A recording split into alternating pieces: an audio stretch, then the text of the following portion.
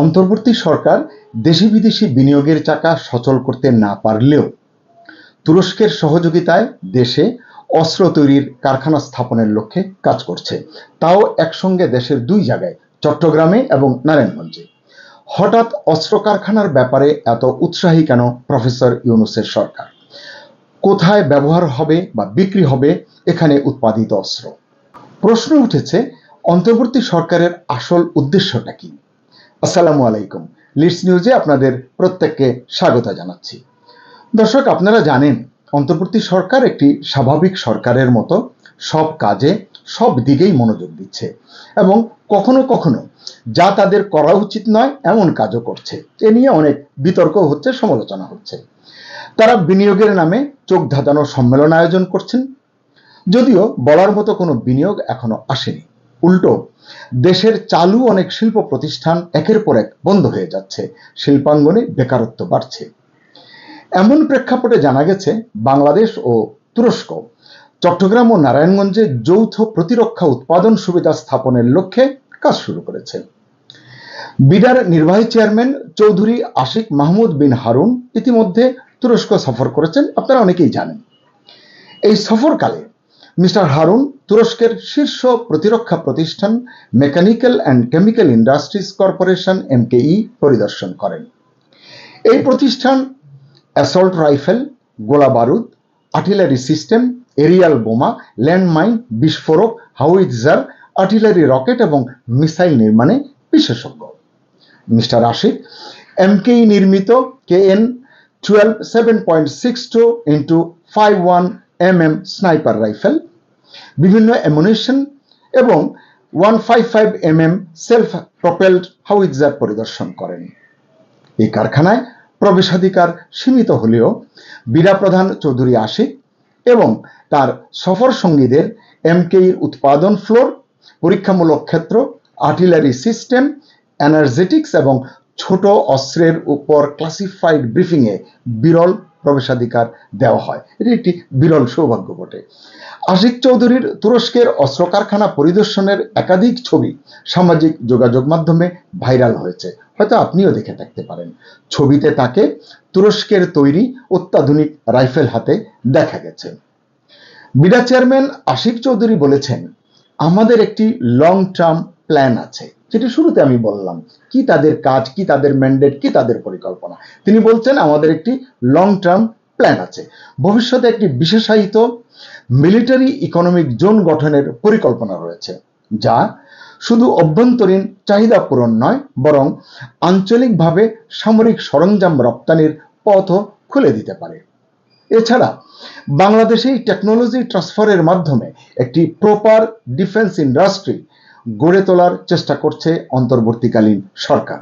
এটি তাদের কাজ কিনা, এটি একটি বিরাট প্রশ্ন। দর্শক, গত বছরের শেষ দিকে 18টি MKE বোরান 105 mm হাউইটজার কিনেছে বাংলাদেশ। এটা ভবিষ্যতে 200 ইউনিটে উন্নীত করার এবং তুরস্কের তৈরি অটোকার সাজোয়া যান, টুলপার হালকা ট্যাঙ্ক কেনার বিষয়েও আলোচনা চলছে। ওই যে প্রফেসর ইউনূস বলছেন, যুদ্ধ প্রস্তুতির হয়তো এইসব পরিকল্পনা থেকেই এগুলো ধারাবাহিকভাবে হচ্ছে, জানি না। উল্লেখ্য, 2018 সাল থেকে বাংলাদেশ ও তুরস্কের মধ্যে সামরিক খাতে ঘনিষ্ঠ সম্পর্ক গড়ে উঠতে শুরু করে। ওই বছরই বাংলাদেশ বেরেক্টার TB2 ড্রোন সহ 15 ধরনের সামরিক সরঞ্জাম তুরস্ক থেকে সংগ্রহ করে বা কেনে। চলতি বছরের 9 জানুয়ারি ঢাকায় রাষ্ট্রীয় অতিথি ভবন যমুনায় তুরস্কের বাণিজ্যমন্ত্রী অধ্যাপক ডক্টর ওমের বালাতের নেতৃত্বে একটি প্রতিনিধি দল প্রধান উপদেষ্টা প্রফেসর ইউনূসের সঙ্গে সাক্ষাৎ করেন। ওই সময় প্রফেসর ইউনূস মিস্টার ওমেরকে বাংলাদেশের শিল্প কারখানা ও প্রযুক্তি স্থানান্তর এবং বেশি বিনিয়োগ নিয়ে আসার আহ্বান জানান। ইউনূস বলেন সেই বাণিজ্যমন্ত্রীকে, আপনারা এখানে প্রতিরক্ষা শিল্প গড়ে তুলতে পারেন, আসুন একটি সূচনা করি, আমরা আপনাদের যে কোনো প্রয়োজনের জন্য প্রস্তুত। দর্শক, সেই জানুয়ারির কথা, এখন জুন চলছে।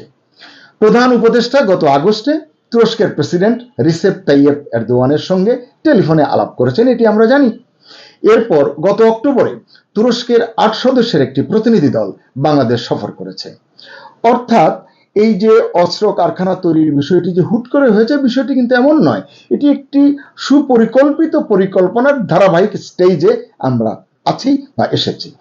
জানা গেছে খুব শিগগিরই এমকেই চট্টগ্রাম এবং নারায়ণগঞ্জে সাইট জরিপ পরিচালনার জন্য প্রযুক্তিগত মূল্যায়ন টিম পাঠাবে, টেকনিক্যাল টিম পাঠাবে। এখন প্রশ্ন হচ্ছে, শুধু কি বাংলাদেশের প্রয়োজন মেটানোর জন্য এই অস্ত্র তৈরির কারখানা প্রতিষ্ঠিত হবে?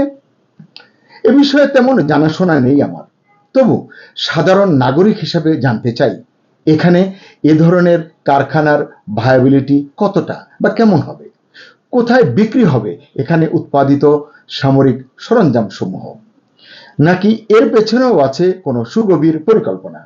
মানবিক করিডোর ঘিরে কোনো বিশেষ পরিকল্পনা কি আছে? আরাকান আর্মিকে সামরিক সরঞ্জাম সহায়তা দেওয়ার বিষয়ে কোনো বিশেষ প্ল্যান? বিডা বা সরকার নিজ থেকে খোলাসা করুক, এটাই আমরা প্রত্যাশা করি। ইতোমধ্যে অবশ্য এই বিষয়গুলো নিয়ে অনেকে বলছেন, এই সরকারের কার্যক্রম দেখে এমনটাই ধারণা করা যায় তারা দীর্ঘদিন ক্ষমতায় থাকবে এমন লক্ষ্য নিয়েই যেন কাজ করছে। অনেকে সামাজিক যোগাযোগ মাধ্যমে প্রশ্ন তুলেছেন, অস্ত্র কারখানা স্থাপনের বিষয়ে কথা বলতে সেনাবাহিনীর কোনো লোক বা বিশেষজ্ঞ কাউকে না নিয়ে ইউনূসের দেবদূত গেলেন কেন? মানে আশিক চৌধুরী কেন গেলেন? তিনি কি অস্ত্র বিষয়ে বিশেষজ্ঞ, নাকি এখানে অন্য কোনো ব্যাপার আছে? একজনের মন্তব্য পড়ে আমি খুব হেসেছি।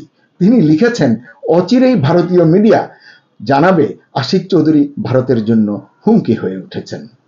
দর্শক, এখানেই শেষ করছি। সবাই ভালো থাকুন, সুস্থ থাকুন, নিরাপদে থাকুন। আল্লাহ হাফিজ।